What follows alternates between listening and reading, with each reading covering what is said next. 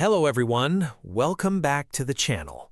In today's video, I'm going to show you how to add dimension lines without visible text in Autocad using the dimension style settings. This is a really useful method when you want your drawings to look cleaner and less cluttered while still keeping the dimension lines visible for reference. If this video helps you out, consider subscribing and leaving a like. Now, let's get right into it. To start, open your Autocad drawing and type D in the command line, then press Enter. This will open the Dimensions Style Manager, which controls all your dimensions inside the drawing. Inside the Dimensions Style Manager, select the dimension style you're currently using. In most cases, it will already be highlighted.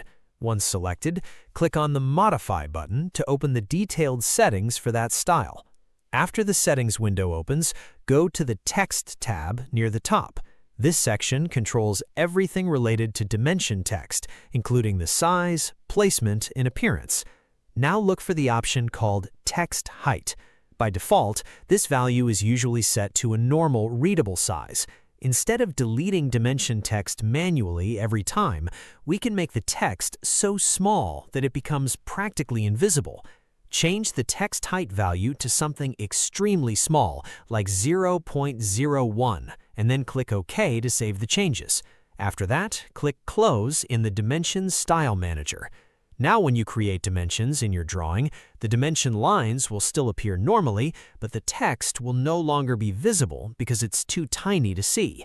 This method is much faster and more professional when working on larger projects because you won't have to edit each dimension individually.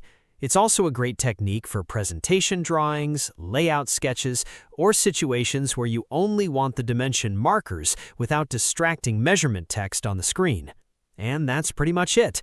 That's how you can create dimension lines without visible text in Autocad using dimension style settings. It's quick, simple, and can make your drawings look much cleaner and easier to read.